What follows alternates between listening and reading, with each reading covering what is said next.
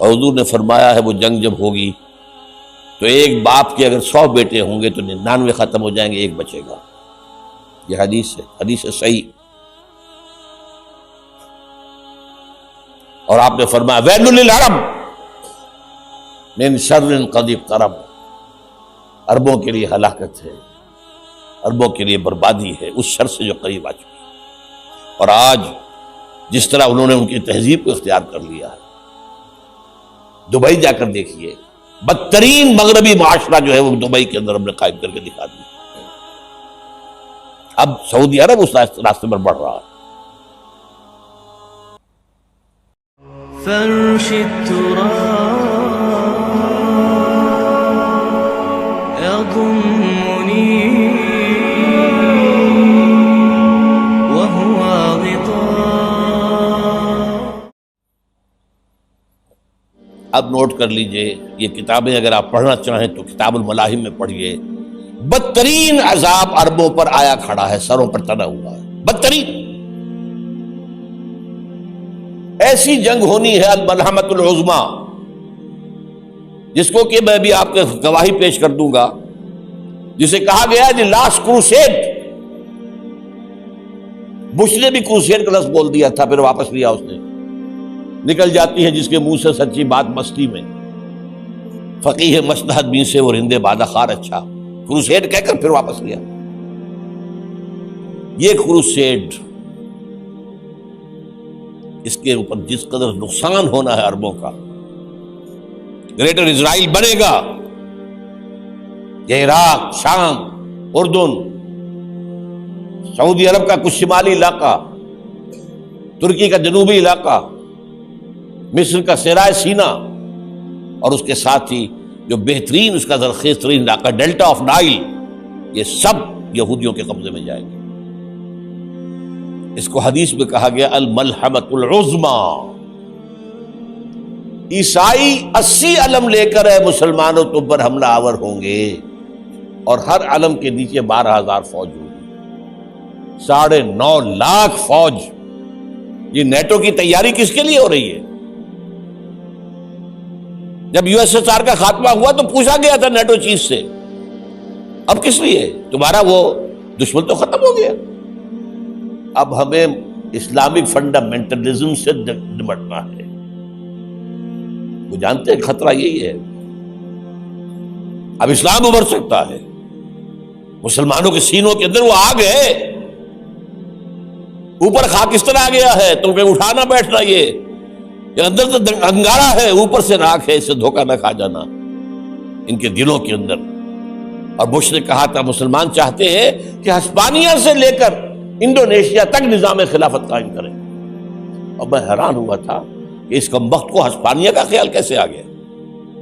ہمیں تو کبھی آتا ہی نہیں، اب ہم تو بھول گئے، وہ تو 500 برس پرانی بات ہے جبکہ وہاں سے ہمیں نکال دیا گیا تھا۔ اگرچہ اقبال نے کہا تھا ہے ارض فلسطین پہ یہودی کا اگر حق، ہسپانیہ پر حق نہیں کیوں اہل عرب کا؟ ہسپانیہ میں تو 800 سال حکومت کی مسلمانوں نے، اور ابھی 500 برس سے گزرے ہیں نا۔ یہودی تو ارض مقدس سے 2000 سال نکالے گئے، انہیں لا کے آباد کیا گیا، عربوں کے سینے میں خنجر بھونک دیا گیا۔ وہ چھوٹا سا ملک جو چاہتا کرتا، کوئی پوچھنے والا نہیں۔ امریکہ جیسے اپنے بیٹے کی حفاظت کرے ویسے کرتا اس کا۔ اور حضور نے فرمایا ہے وہ جنگ جب ہوگی تو ایک باپ کے اگر 100 بیٹے ہوں گے تو 99 ختم ہو جائیں گے، ایک بچے گا۔ یہ حدیث ہے صحیح۔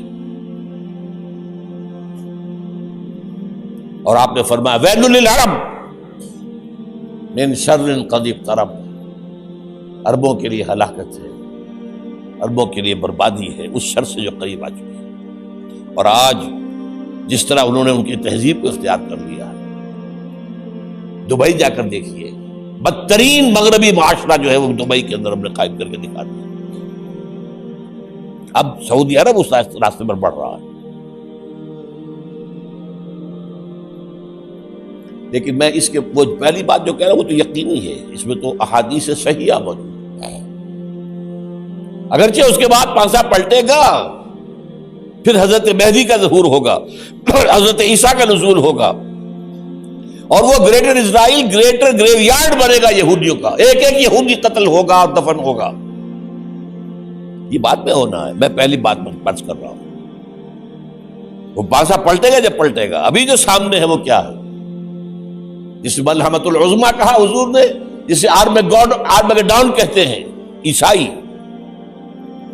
آرمگیڈون کی اگر کہیں جا کر آپ دیکھیں گے، آپ ڈکشنری میں مانی کہ کیا لکھا ہے؟ A very big war which will be fought between the forces of evil and good before the end of this world۔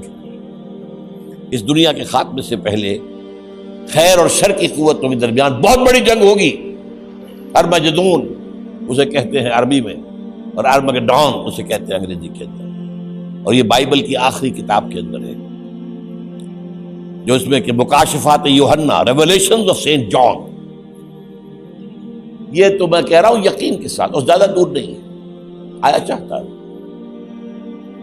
اس لیے کہ یہودیوں کا اور عیسائی جو کنزرویٹوز ہیں، نیو کنزرویٹوز، ان کا 5 نکاتی ایجنڈا ہے متفق علیہ، جس کے تحت کہ یہ جنگ صلیبی شروع کی گئی ہے۔ تو سن لیجئے آپ، آرمگیڈون نمبر 1، گریٹر اسرائیل قائم ہو جانا اس کے نتیجے میں نمبر 2، مسجد اقصی اور قبۃ الصغریٰ کو گرانا نمبر 3، وہاں تھرڈ ٹیمپل، وہ مسجد جو حضرت سلیمان نے بنائی تھی 1000 قبل مسیح میں، پھر برباد کی تھی نبوکدنضر نے، دوبارہ بنائی گئی، پھر دوبارہ ختم ہوئی 70 عیسوی تک گری پڑی ہے۔ ان کا خانہ کعبہ گرا ہوا ہے 70 عیسوی سے لے کر آج تک۔ ایک دیوار ہے ویلنگ وال، جہاں جاتے ہیں، روتے ہیں، پیٹتے ہیں، ماتم کرتے ہیں، وہاں وہ بنے گا تھرڈ ٹیمپل۔ اور نمبر 4، اس میں لا کر رکھا جائے گا تخت حضرت داؤد کا۔ یہ تخت کہاں ہے اس وقت؟ یہ لندن شریف کے اندر، جو ان کی پارلیمنٹ کا جو چرچ ہے، ویسٹ منسٹر ایبے، اس میں رکھا ہوا ہے۔ ایک پتھر تھا جس پر بٹھا کر حضرت داؤد کی تاج پوشی ہوئی، پھر حضرت سلیمان کی ہوئی، پھر وہ پتھر رکھ دیا گیا جب حضرت سلیمان نے بنایا ہیکل مسجد اقصی، وہاں رہا وہ۔ ہر بادشاہ جو تھا یہودی اسی کے اوپر بٹھا کر اس کی تاج پوشی ہوتی تھی۔ سن 70 میں ٹائٹس نے گرایا اسے، ہیکل کو، وہ پتھر لے گیا، وہاں سے روم گیا، روم سے آئرلینڈ گیا، آئرلینڈ سے اسکاٹ لینڈ آیا، اسکاٹ لینڈ سے انگلینڈ آیا، اور اب وہ رکھا ہوا ہے 14ویں صدی عیسوی سے آج تک۔ وہ ویسٹ منسٹر ایبے میں رکھا ہوا، ایک کرسی کی سیٹ میں اسے بنا دیا گیا ہے تخت کی شکل میں۔ اب انگریزوں میں کوئی ملکہ ہو، کوئی بادشاہ ہو جس کی بھی تاج پوشی ہونی اس میں ہوتی، یہ لا کر رکھا جائے گا تھرڈ ٹیمپل میں، اور اس پر یہودیوں کے خیال کے مطابق ان کا مسیحا آئے گا جو مسیح دجال ہوگا۔ عیسائیوں کے خیال کے مطابق حضرت عیسیٰ آئیں گے، وہ ہمارا بھی خیال ہے حضرت عیسیٰ آئیں گے علیہ السلام۔